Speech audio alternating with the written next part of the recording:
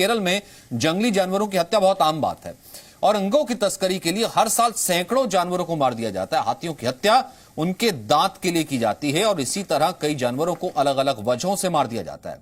आज हमने विनायकी की हत्या को आधार बनाकर केरल से रिपोर्टिंग की है, जिसे देखकर आप समझ जाएंगे कि केरल में कैसे सिर्फ विनायकी नहीं बल्कि सैकड़ों जानवर इंसानों के लालच का शिकार हो रहे हैं।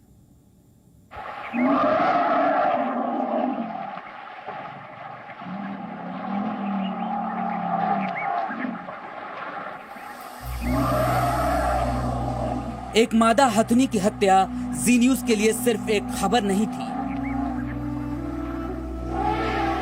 इसकी तस्वीरें हमारे लिए सिर्फ वायरल कंटेंट नहीं था, ये हमारे लिए एक मिशन बन गई।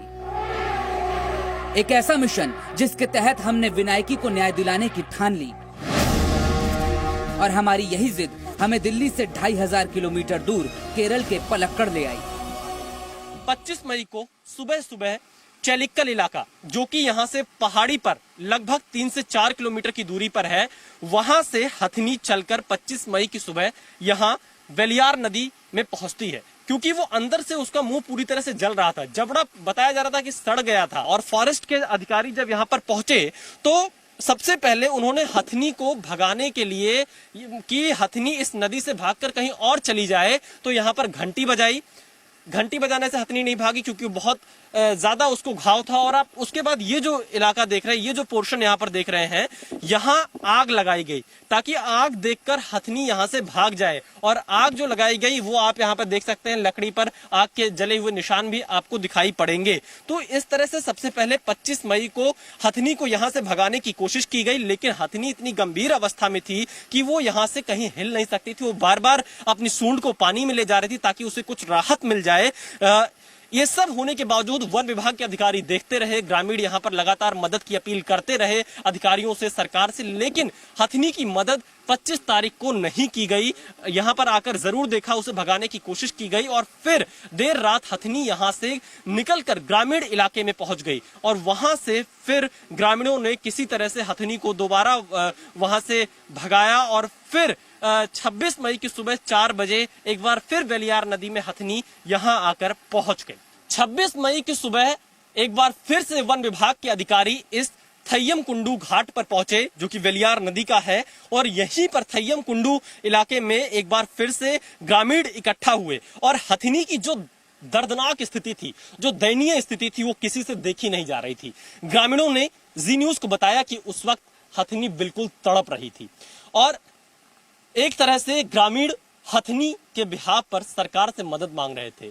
और आप सोचिए, 25 मई की घटना, पहला डॉक्टर 26 मई को दोपहर 1:30 बजे बुलाया जाता है, वो भी 60 किलोमीटर दूर से। जब 1:30 बजे वो डॉक्टर पहुंचता है यहाँ पर 26 मई को, वो डॉक्टर कुछ नहीं करता है। वो डॉक्टर कहता है कि हमें पहले बेहोश करना होगा, लेकिन हथनी की हालत ठीक नहीं है, मैं इसमें आगे कुछ नहीं कर पाऊंगा। ग्रामीणों ने बताया कि वो डॉक्टर यहां से वापस चला जाता है। अधिकारियों ने यहां पर आप देखिए इस तरह की सोलार फेंसिंग कर दी, इस तरह की फेंसिंग पूरी नदी के किनारे कर दी ताकि हथनी इस नदी से निकल ना पाए और चारों तरफ से घेर दिया। और यहां से 26 मई को एक बार फिर उसी रात यहां हथनी पड़ी रह गई, दर्द से तड़पती रह गई। 27 मई को एक बार फिर ग्रामीणों ने अधिकारियों पर दबाव बनाया कि इस हथनी की कुछ मदद की जाए, इसका इलाज किया जाए ताकि हथनी को बचाया जा सके। क्योंकि हथनी का दर्द न ग्रामीण देख पा रहे थे, न आसपास के लोग, लेकिन अधिकारियों के कानों पर ऐसा लग रहा था कि कोई कुछ असर ही नहीं पड़ रहा है। अधिकारियों ने दोपहर 1 बजे 27 मई को ट्रेंड हाथियों को बुलाया। 2 हाथी यहाँ पर बुलाए गए और उन्हें थोड़ी देर के लिए आराम करने के लिए यहाँ पर बोला गया। और जब देखा, उन्हें बचाने की जब कोशिश की गई, उस वक्त काफी देर हो गई थी। जब हथनी को निकालने की कोशिश की गई तो इसी बीच इस गांव के जो ये वेलियार नदी के पास गांव पड़ता है, थय्यम कुंडू के पास, वहां के समीर ने पानी में जाकर हथनी को बचाने की कोशिश की, लेकिन देखा कि हथनी उस वक्त अपना दम तोड़ चुकी थी। यानी कुल मिलाकर विनायकी 3 दिनों तक तड़पती रही, दर्द से करहती रही, लेकिन उसकी हत्या करने वालों की संख्या बढ़ती रही।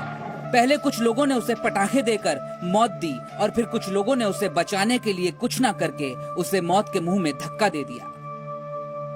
स्थानीय पत्रकार जयप्रकाश भी बताते हैं कि विनायकी की हत्या के लिए कैसे सिर्फ वो 3 लोग नहीं बल्कि पूरा प्रशासन जिम्मेदार है। फॉरेस्ट लोग कैसे भी इसको ऊपर चढ़ने के लिए कोशिश करना सकता था, लेकिन क्यों वो मालूम नहीं है। उतना सब गवर्नमेंट इतना परफेक्ट है, लेकिन ये लोग क्या किया, वो उसके लिए ऊपर हाथी को ऊपर लाने के लिए वो कोशिश नहीं किया है। यानी हथनी को बचाने की पूरी कोशिश नहीं की गई। नहीं किया। पलक्कड़ की वेलियार नदी में 3 दिन तक असहाय दर्द के साथ खड़ी रहने वाली विनायकी अकेली नहीं है, बल्कि केरल में सैकड़ों हाथी और दूसरे जानवर हर साल ऐसी ही निर्मम मौत मारे जाते हैं। पिछले 1 साल में हुई है, कितने हाथियों की मर्डर यहाँ पर पिछले 1 साल में हुई है? इन फॉरेस्ट में 17 एलिफेंट मर गया था इन पिछले साल में। इन सब के बीच कुछ लोगों ने इस पूरे हत्याकांड को धार्मिक रंग दे दिया है और इस बात पर बहस छेड़ दी है कि विनायकी की हत्या मुस्लिम बाहुल्य मल्लापुरम में हुई या हिंदू बाहुल्य पलक्कड़ में। बीजेपी की सांसद और पशुओं के अधिकारों की आवाज उठाने वाली मेनका गांधी भी कहती हैं कि ये केरल सरकार की लापरवाही है और अब इसे धार्मिक रंग देकर गुनहगारों को बचाने की साजिश हो रही है। मालूम नहीं, उनको लगता है कि मल्लापुरम में मुसलमान है, पलक्कड़ में हिंदू हैं। अभी हमें इससे क्या मतलब है कौन मुसलमान है कौन हिंदू है? मुझे हाथी को क्या परवाह है? मैं कह रही हूं जब 100 हाथियों आपने मारे हैं, हमें क्या फर्क पड़ता है किसने मारा? केरल पुलिस इस हत्याकांड के एक आरोपी को गिरफ्तार कर चुकी है, लेकिन अभी भी विनायकी के असली गुनहगार गिरफ्त से बाहर हैं और जब तक विनायकी को इंसाफ नहीं मिल जाता हम अपनी इस मुहिम को ठंडा नहीं पड़ने देंगे। केरल के पलक्कड़ से विशाल पांडे, जी मीडिया।